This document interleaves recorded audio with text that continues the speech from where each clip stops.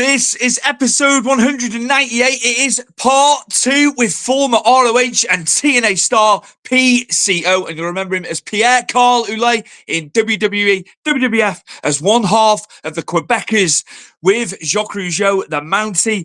We had to split it up. He had so much to talk about with TNA. And he goes on to talk about in this episode his time in Ring of Honor. So there was lots to talk about that because it was so successful. And as you'll hear, I was very fond of his run there. And we get to talk about his time in WWE WWF. He was a lot younger when he was there. His whole psyche has changed, as you'll get to hear. But here it is, part 2 with former TNA and ROH star PCO. Enjoy.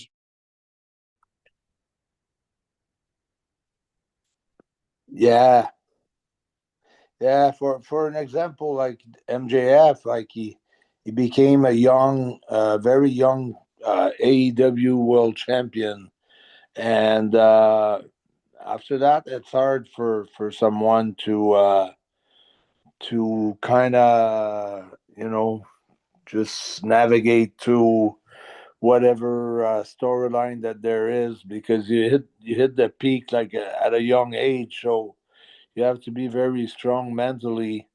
And a lot of people, it's hard to deal with something like that, because it's like a kind of a downer. Not because things are like that. You can't stay champion forever, but it's just hard mentally, and the business in itself, the wrestling business, it's a lot of mental toughness. Seriously, I mean, it's all in your head, because there's so many things that are discouraging. Like even after, like when we did the Montreal show with the Slammiversary, the biggest Slammiversary of all time, uh, I could only go down after that. I mean, it was a rough year after that. I mean that, yeah, it's after Slammiversary. It was downhill for me, because my level of adrenaline, of excitement, it was as much as winning a world title. Like I remember when we won the tag team championship the first time from the Steiner brothers. Mm-hmm. I couldn't sleep all night. Like I couldn't sleep. Like I was just like a kid. I was so happy, and I could just think of different spots of the match, and all the story that brought me there and things like that. So and then when you lose a title, it was tough too. So it's peak and valleys. So we try to stay even keel, like because you try not to get too excited when it goes well, and you try not to be too down when it doesn't go well. And but it takes a few years to get used to that rhythm of life. So that's why sometimes I say to put a title on a kid or someone under like 30 years old or 35 years old in the wrestling business, sometimes it's almost like not a curse, but it could be tough for that person. So that's my take on it, but it doesn't mean it doesn't have to happen. Like Randy Orton, I could tell you more about it, because he was a young champ, and so. But now I think if you look at the WWE roster, uh, it seems like guys that got the championship have been around for a long time. Like if you look at Walter or Gunter, absolutely, these what a just amazing. Like knowing of him when he was in wrestling in Germany years ago, yeah. to see him now. I've wrestled him when he was 16 years old. I've seen like footage, and I've seen photos of that. So it's just meteoric, and the length of time he's had these titles for the belts. It's like the old days. He's amassing hundreds and hundreds of days for these championships. Yeah. When he was down at NXT as well, exactly the same. Just what he's amazing. He's incredible. If you look at the other title, which is Cody, I think he just hit it in the perfect timing for himself, you know. So it's working. I think it's working good for them. Guys are more mature. Uh, they have more, uh,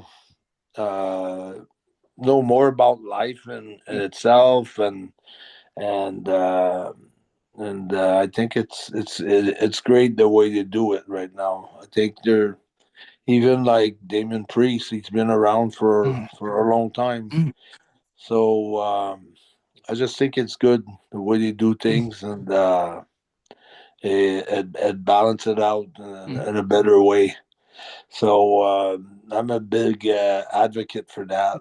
So yeah, With Damien Priest, me personally, when he was Punishment Martinez in ROH, yeah. I didn't get him. I didn't get him as television champion. How wrong was I now? Because I think he's brilliant. I think he's absolutely brilliant. You know, he had the feud with Hangman Page in ROH, huge Hangman Page fan that I am. But I wouldn't have foreseen that he would have been so stratospheric in WWE, and he's made a believer out of me. He really has. He's been sensational. Yeah. So I like kind of like the way you do things, WWE right now. So and I don't know, not to compare with any other companies, but I'm just giving that as an example that before I think sometimes they would put titles on younger guys, and guys weren't ready to, because there's a lot of things that you have to take in consideration when you become a world champion, and things that I hear about Cody, like he's always willing for a radio show or a podcast or just to meet with some meet and greets and things like that. He's always very open about it. So you need to have a lot of years under your belt, you know, to be able to have that attitude, and you have to be really passionate about it, because I hear a story about other champions sometimes where, they don't like all the PR things, they want to concentrate on wrestling, and sometimes the work is not all in the ring. So there's a lot to be done outside the ring. Absolutely. If you're a company man, you're a company man, and there's certain guys. The Miz is another one. He's done all the media for years. Up at whatever time in the morning to go and do the local news in that outlet. The amount of days they're on the road. And then you could hear sometimes guys, well, why would the Miz be like so many times the Intercontinental Champions? People don't know the background story of the guy, how he had it hard. Like he couldn't even sit in their locker room for 6 months or something like that. So, and he stick to it and things like that. So people are not looking at all those details. They're making decision on what they see on the TV, and that's not enough to make a decision. To book whatever. Absolutely. You need more data. You need very much more data. I'd like to talk to you about the WWF run, specifically as the Quebecers with my good friend Jacques Rougeau. Jacques has been on the show many a time. I am finally, Carl, going to get to meet Jacques in Manchester at the For Liver Wrestling on Sunday. And he said, can you find me a nice steak in Manchester? So I found the restaurant.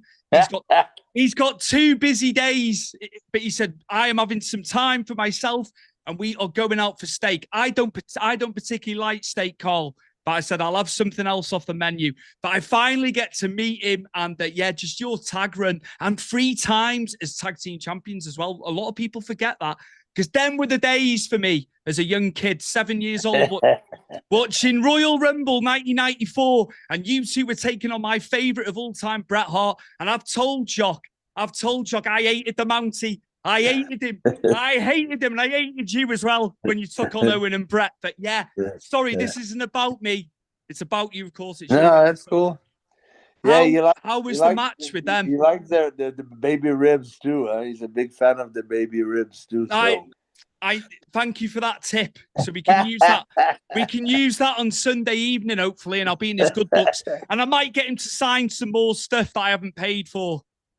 That will be my in. That will be my in. The ribs. The ribs. Yeah, Sorry, yeah. Carl. Sorry, Carl. Getting excited. No, because I remember when we were taping in Orlando, we would like have ribs almost every day.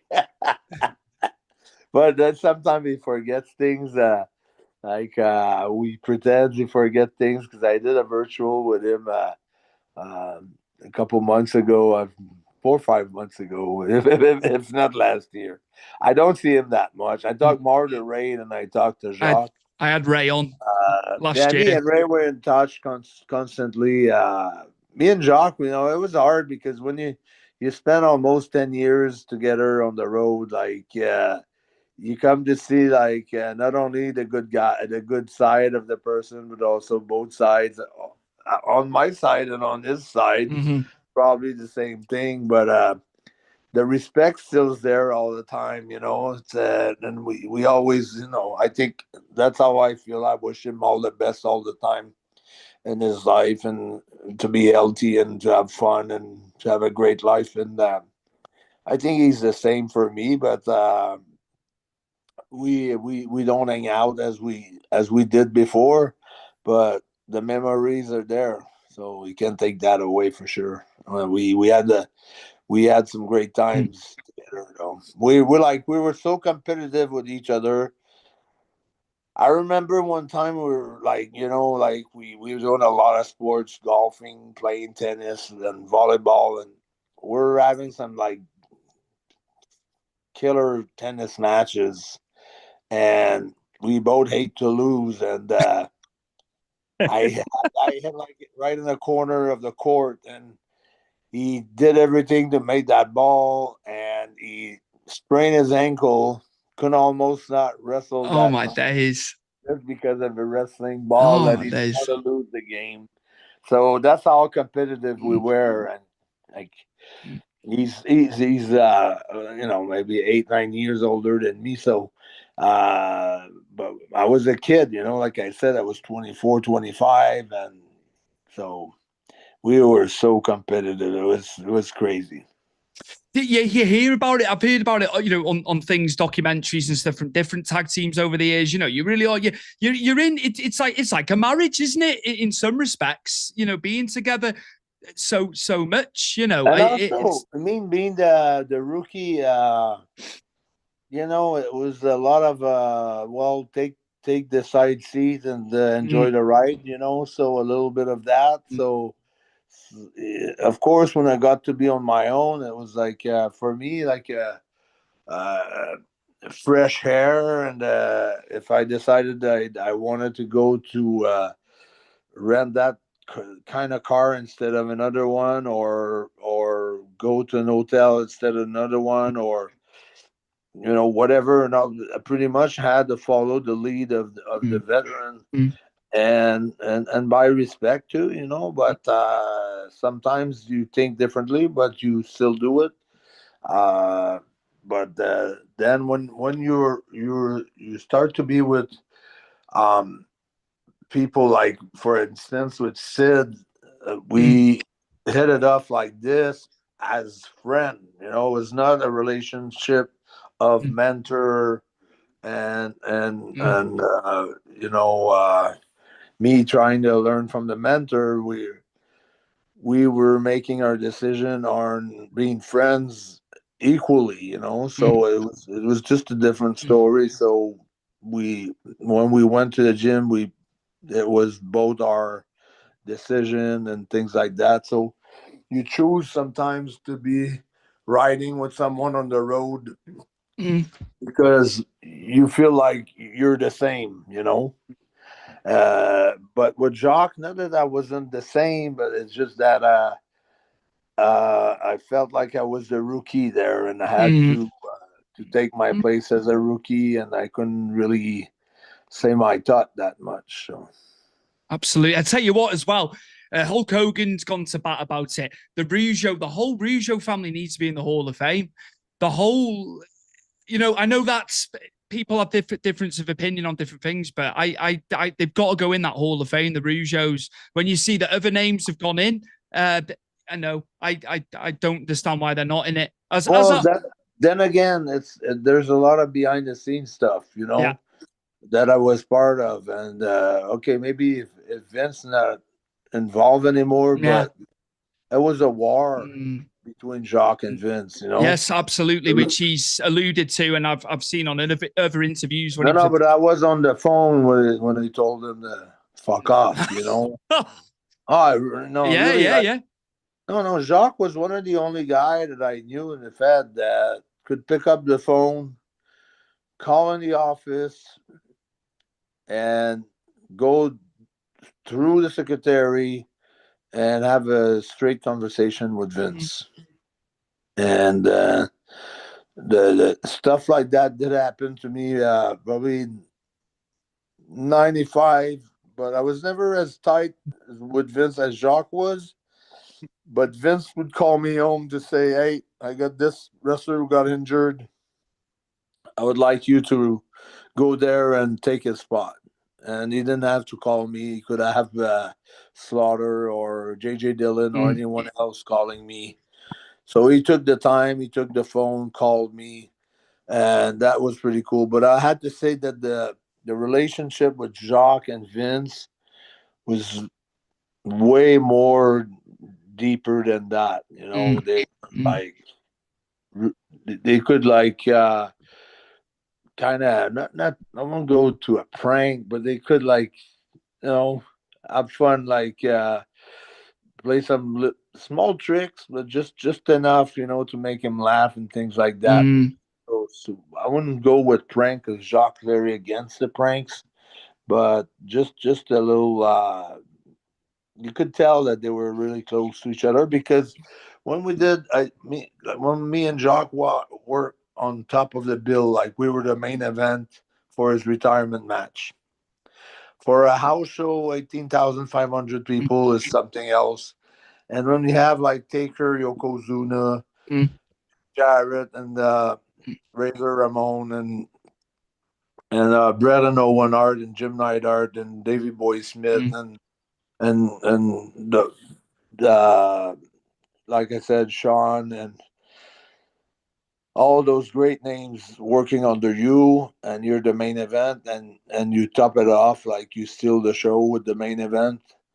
And Vince was, when Jacques did the press conference in Montreal for his retirement match, Vince flew to Montreal for his press conference. So that shows how close they were until they were not. Yeah, it's crazy. And then when Jacques told Vince to fuck off because he didn't want to go to the Olympic Stadium because after the retirement match, it was supposed to be me against Bob Backlund at the stadium. And the Olympic Stadium in Montreal holds about 80,000 people.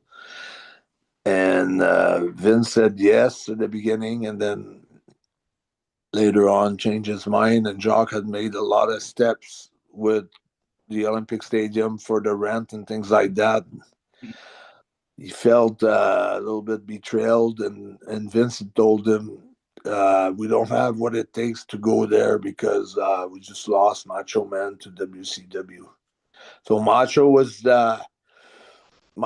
doing the commentary with Vince at that time, but he still wanted to wrestle. But Vince didn't think he had, Vince didn't think that he could still wrestle. But he went on to WCW, having 10 to 15 years to his career, up all the way when he did that part in Superman 3 or something like that.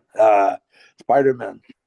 Won the heavyweight title, very, very early on in his run with WCW. They put the gold on him. So it was Jack too. What a man he was. I was at his Hall of Fame induction when Lanny inducted him. I was there for that. Incredible. What a talent. Wasn't the biggest man really, in stature. It was just the whole package, wasn't it? The color. What a man. What a man. Yeah, but I agree, and I think for the Hall of Fame, I think it'd be hard to just get the Rougeaus together because if you think about it, Jacques and Raymond, they did good in the golden era of wrestling, but they never became the world tag team No. champions. Me and Jacques were champions for a full year 3 times. So it'd be hard not to introduce the Rougeau without the Quebecers. And it'd be hard Absolutely. to introduce the Quebecers and the Rougeaus without Rick Martel. Mm. And maybe I don't think Jacques. I don't think he would be going the same sense as me with Dino Bravo. But I think, like Jacques was saying, he didn't do that much in WWE. But I think his run against Hogan after he got released, but I think he had a pretty long run against Hogan on top. Even though he never won anything, and also for the rest of his career, you have guys like Stan Henson who got inductee in the Hall of Fame. So yeah, it's hard for Jacques to see some names there and not his. And he was also pushing for his dad and his uncle to get inductee before that passed. And yeah, me, Hall of Fame for me doesn't mean that much, like, not that I wouldn't take pride Of of, course. Of course. but it's not something that I would fight for personally. If it's there, it's there. If it's not, it's not. No big deal. But I think once you start doing those conventions and you're a Hall of Famer, I think it raises your standards as far as Absolutely. to the convention. So I think that would be because he does a lot of them right now, like for the last 2 years, 3 years. Absolutely. Well, as soon as he was announced, and it's only an hour and a half away from here. I'm in Wales, so I've got to go over the border. I said, Jacques, I will be there. I've got to meet him because like we've done so many episodes, and he's been so kind to me. And yeah, it's mad. I tell you what, as well, just about Hall of Fame. That Demolition are back on the alumni page on the WWE website. So I believe, I know they fell out with Vince years ago. Triple H, it would not surprise me. They've had the olive branch of Triple H, and they're going in the Hall of Fame WrestleMania weekend, and rightly so. Demolition should be in there, but you can make a case for so many guys, Carl. Yeah. There's so many that aren't in it, and then you've got the celebrity wing. Like I've had guys say, well, there's a celebrity wing, yet they haven't got the wrestlers in that made WrestleManias and all what's hard to understand with the Hall of Fame and WWE, it's like if you look at the Hockey Hall of Fame, you had to be like basically win some Stanley Cups or being a top scorer in the NHL, and you have to be a star basically. But WWE, like, I think Lombardi's inductee in the Hall of Fame, Steve Lombardi. I think SD Jones is in the Hall of Fame. And it's where it's hard to, okay, I think, and I like the kid, but I think he's been inducted like twice in the Hall of Fame. 1, 2, 3 Kid, as X-Pac or NWO, as DX. So, and I think it's hard to grasp for Jacques, those things. Absolutely. Yeah. No. Well put. And thank you for talking about years ago and how your mind. Honestly, sometimes I would. Sometimes we had our differences. Like sometimes it was. It was like we hated each other to death. But sometimes we had the best of times. I remember when it was we had an ice storm in Quebec where everything was shut down, but Jacques' house still had the electricity, and he invited me and my family. I didn't have a big family, me, my girlfriend, and kid, but we went there for a couple of weeks. So. Yeah, he's got a good heart, you know. He's got a good heart. 100%. 100%. I know that as well. Yeah, definitely. 100%. In terms of bookings for PCO, now I've seen BCW, you booked at BCW, of course. And if I'm right in thinking, I think I've seen that you booked for Maple Leaf Wrestling as well, obviously Scott D'Amour's promotion. So yeah, just your bookings coming up. PCO's bookings, just for the viewers and listeners, so they know if they're in the local area where you are, that they can go and see you. Yeah, I like it. I like the fact that Scott's really you know, I've worked for him for 3 years. I know him very well, so I think we all know he offered $10 million to buy TNA off, and they refused.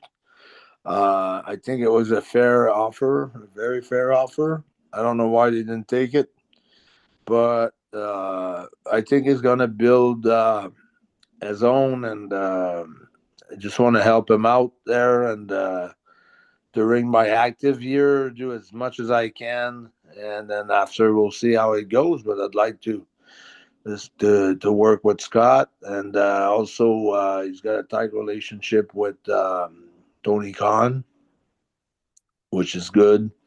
So there's a few shows coming. I think we're doing the Maple Leaf Garden in Toronto. So that's a big building, and the old Maple Leaf Garden in Toronto. Maple Leaf Wrestling was kind of the Canadian side of the WWE. So Martino was big for Maple Leaf Wrestling, and then Vince and Jack Tunney, Vince Sr. and Jack Tunney had a good relationship back then, and they were trading talents and things like that. So I think it's a good, the fact that it's back on, and he's got the library from Maple Leaf Pro Wrestling. I think we're gonna try to run a show in Montreal too. So that should be big. Should be really big. The production side that I've seen through social media and that, it looks amazing. And Mauro Ranello on commentary as well, you know, fantastic. It's brilliant. It's brilliant. I'm just glad you're getting showcased on there as well. It's massive. Yeah, and, I'm very excited about those shows. So there's a bunch coming up. I'm gonna focus on the next tour in Melbourne for BCW, and right after that, when I'm coming back, I think there's 2 shows in Windsor for Maple Leaf Pro. There's one in just a few weeks after in Toronto, and yeah, we're working on different stuff. But my schedule is pretty full right now. Brilliant. I'm just glad you've got plenty of bookings. That's great. And as I said earlier, the Renaissance man in wrestling. I tell you, I was like, it's Pierre Carl Ouellet from years ago, and I see you in this new gimmick. It's like this is brilliant. This is what it's all about. You know, another chapter in your long career, and we can just tell how much you care about the business and you know, the new talent and the fresh talent that you've managed to work with over the years in this run, you know, just incredible. And thank you from us fans for entertaining us again, you know.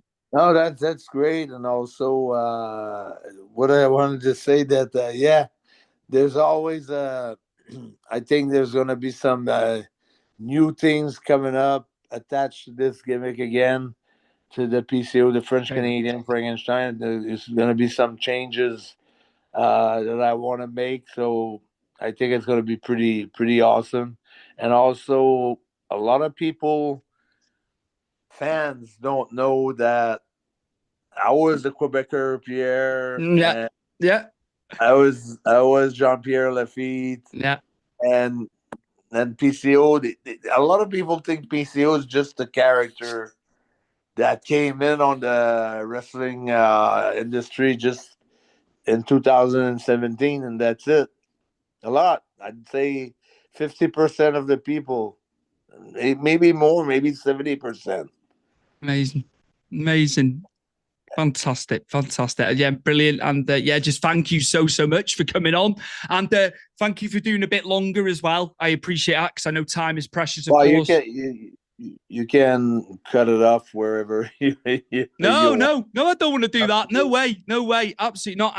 And a big thank you to our mutual friend Justin Clapper. Just absolute what a guy. He's been brilliant with me. We've got to know each other since COVID, and just a shame we live so far away. He's there in Wisconsin and I'm here in Wales in the UK, but I would love to meet up with Justin. But just thank you to Justin for setting this up as well. Justin, man, I could never say no to him. He's just fantastic, just a great guy.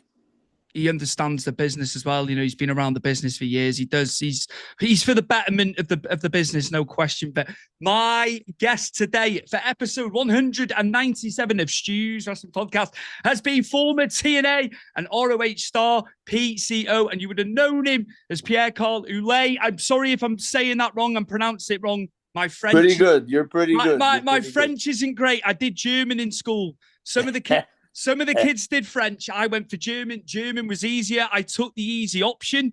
So I am sorry if I've butchered that last part of your name.